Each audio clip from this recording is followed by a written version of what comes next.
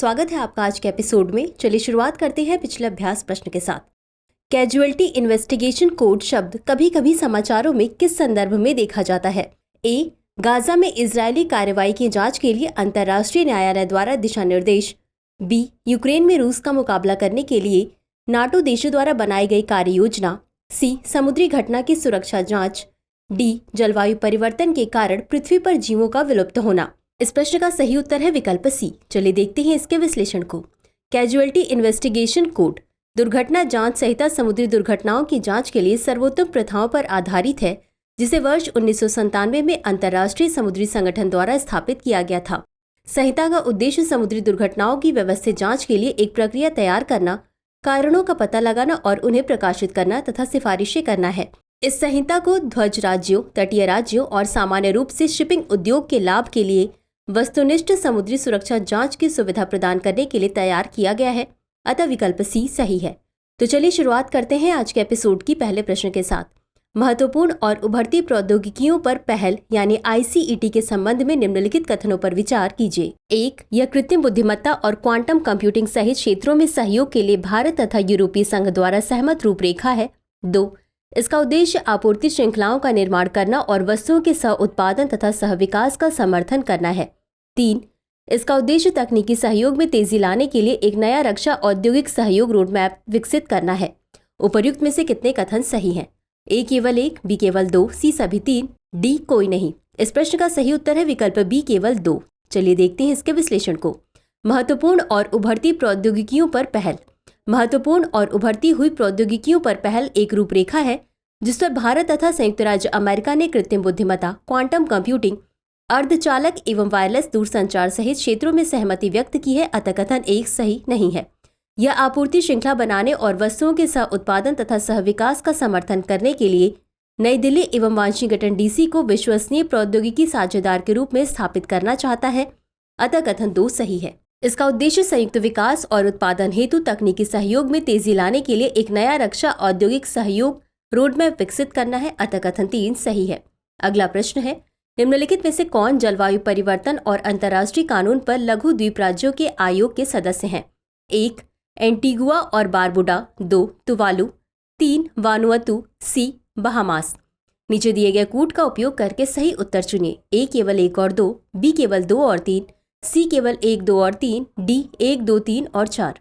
इस प्रश्न का सही उत्तर है विकल्प डी 1, 2, 3 और 4। चलिए देखते हैं इसके विश्लेषण को। जलवायु परिवर्तन और अंतर्राष्ट्रीय कानून पर लघुद्वीपीय राज्यों का आयोग यानी COSIS।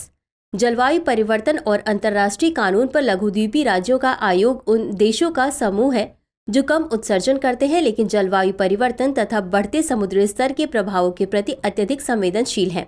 COSIS का गठन वर्ष 2021 में ग्लासगो में अंतर्राष्ट्रीय जलवायु वार्ता के दौरान एंटीगुआ, बारबुडा और तुवालू द्वारा किया गया था। इसके सदस्यों में एंटीगुआ और Barbuda, Tuvalu, Palau, Niue, Vanuatu, Saint Lucia, Saint Vincent तथा ग्रेनेडाइंस, सेंट किट्स एवं नेविस व बहामास शामिल हैं। अतः विकल्प डी सही है। अगला प्रश्न है, मंत्रिपरिषद के बारे में निम्नलिखित कथनों पर विचार कीजिए। 1, राज्य मंत्रियों को या तो मंत्रालयों या विभागों का स्वतंत्र प्रभार दिया जा सकता है या उन्हें कैबिनेट मंत्रियों से संबद्ध किया जा सकता है। 2, उपमंत्रियों को मंत्रालयों या विभागों का स्वतंत्र प्रभार नहीं दिया जाता है। उपर्युक्त में से कौन सा या कौन से कथन सही है या सही है? ए केवल 1, बी केवल 2, सी 1 और 2 दोनों, डी न तो 1 और न ही 2। इस प्रश्न का सही उत्तर है विकल्प सी 1 और 2 दोनों। चलिए देखते हैं इसके विश्लेषण को। मंत्रिपरिषद। भारतीय संविधान के अनुच्छेद 74(1) में कहा गया है कि राष्ट्रपति को सहायता और सलाह देने के लिए प्रधानमंत्री के नेतृत्व में एक मंत्रिपरिषद होगी। यह भारत सरकार का प्रमुख कार्यकारी अंग है। राज्य मंत्रियों को या तो मंत्रालयों या विभागों का स्वतंत्र प्रभार दिया जा सकता है या उन्हें कैबिनेट मंत्रियों से जोड़ा जा सकता है। आमतौर पर वे कैबिनेट मंत्रियों की देखरेख और मार्गदर्शन में काम करते हैं। अतः कथन 1 सही है। उपमंत्री सबसे निचले दर्जे के होते हैं, उन्हें मंत्रालयों या विभागों का स्वतंत्र प्रभार नहीं दिया जाता। अतः कथन 2 सही है। वे आमतौर पर कैबिनेट मंत्रियों या राज्य मंत्रियों के प्रशासनिक, राजनीतिक और संसदीय कर्तव्यों में सहायता के लिए उनके साथ जुड़े होते हैं। अगला प्रश्न है, तरलता कवरेज अनुपात यानी LCR का प्राथमिक उद्देश्य क्या है? ए, बैंक की लाभप्रदता बढ़ाने के लिए। बी, यह सुनिश्चित करने के लिए कि बैंक के पास 30 दिन के तनावग्रस्त वित्तपोषण परिदृश्य का सामना करने के लिए उच्च गुणवत्ता वाली तरल परिसंपत्तियों का पर्याप्त स्तर है। सी, बैंक के निवेश पोर्टफोलियो को बढ़ाने के लिए, डी, बैंक की पूंजी आवश्यकताओं को कम करने के लिए। इस प्रश्न का सही उत्तर है विकल्प बी। चलिए देखते हैं इसके विश्लेषण को। तरलता कवरेज अनुपात को यह सुनिश्चित करने के लिए डिजाइन किया गया है कि बैंकों के पास उच्च गुणवत्ता वाली तरल परिसंपत्तियों का पर्याप्त भंडार हो, ताकि वे 30 कैलेंडर दिनों तक चलने वाले महत्वपूर्ण तरलता तनाव की अवधि में जीवित रह सकें। LCR के तहत अंतर्राष्ट्रीय स्तर पर सक्रिय बैंकों को HQLA का स्टॉक कम से कम रखना होगा, जितना कि तनाव की अवधि में अपेक्षित कुल शुद्ध नकदी बहिर्वाह के बराबर हो।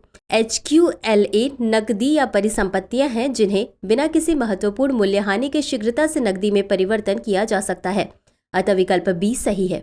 अगला प्रश्न है, प्रधानमंत्री किसान सम्मान निधि के संबंध में निम्नलिखित कथनों पर विचार कीजिए। 1. यह सभी छोटे और सीमांत भूमिधारक किसान परिवारों को आय सहायता प्रदान करने के लिए एक केंद्रीय क्षेत्र की योजना है। 2.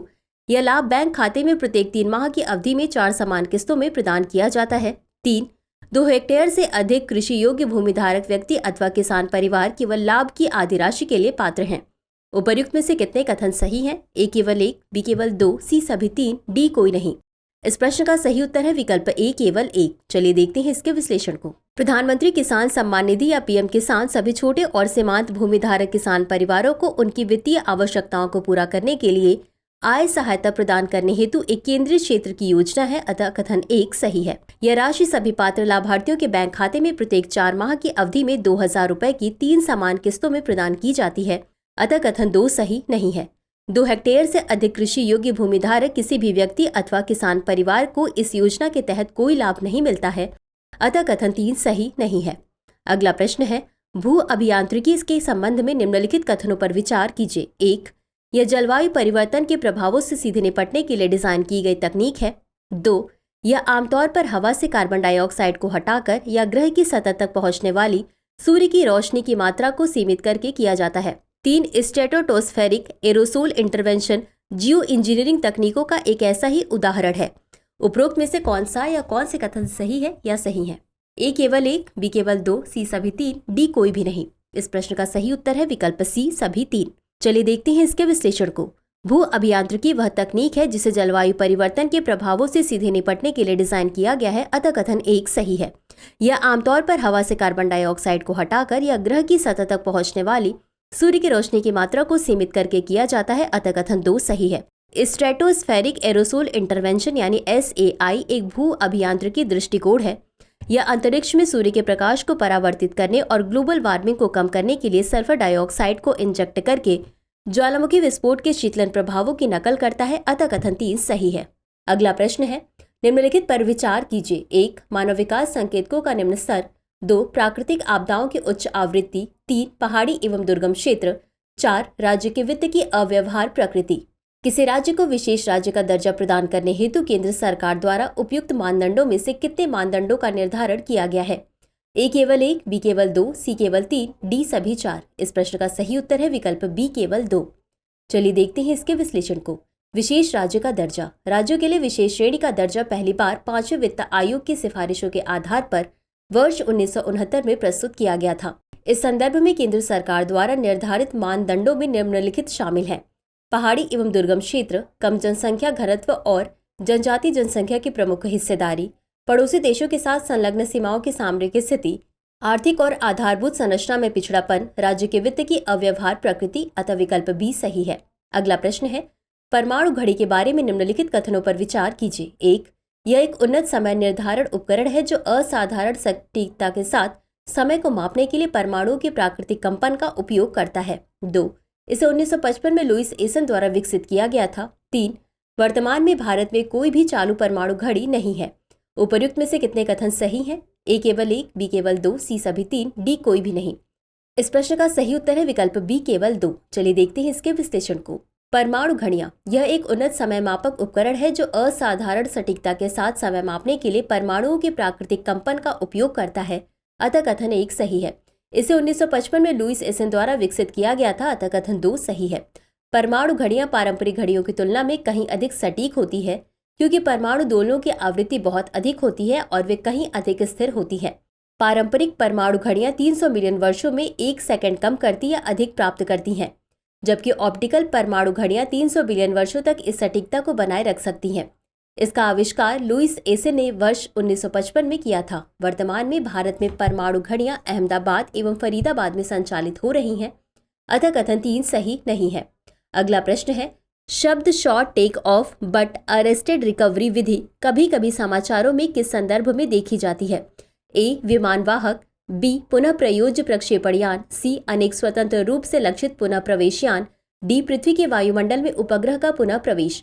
इस प्रश्न का सही उत्तर है विकल्प ए. विमान वाहक। चलिए देखते हैं इसके विश्लेषण को। Short take off but arrested recovery. Short take off but arrested recovery एक प्रणाली है जिसका उपयोग विमान वाहक के डेक से विमान को उतारने और वापस लाने के लिए किया जाता है। इस प्रकार के वाहक में डेक का अगला हिस्सा ऊपर उठा होता है जिससे एक वक्र बनता है। इसे इसकी जंप कहा जाता है। यह एक कोड़ी इसकी जंप के साथ शॉर्ट टेक ऑफ लेकिन अरेस्ट रिकवरी या STOBAR तंत्र पर काम करता है।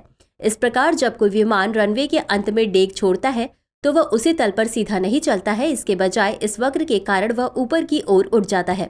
इससे विमान को प्रारंभिक अवधि में ऊंचाई हासिल करने में मदद मिलती है, अतः विकल्प ए सही है। तो चलिए अंत में देखते हैं आज के अभ्यास प्रश्न को। जल संकट के संदर्भ में डे 0 शब्द का क्या अर्थ है? ए. वह दिन जब कोई क्षेत्र पूर्ण जल आत्मनिर्भरता प्राप्त कर लेता है। बी. वह दिन जब जलाशय भर जाते हैं और जल पर प्रतिबंध हटा दिए जाते हैं। सी. वह दिन जब किसी क्षेत्र के सभी घरों में नल के जल का कनेक्शन मिलता है। या डी. वह दिन जब नगर निगम की जल आपूर्ति समाप्त होने की उम्मीद होती है। इस प्रश्न का उत्तर कमेंट बॉक्स में जरूर दें। आज के लिए बस इतना ही। धन्यवाद।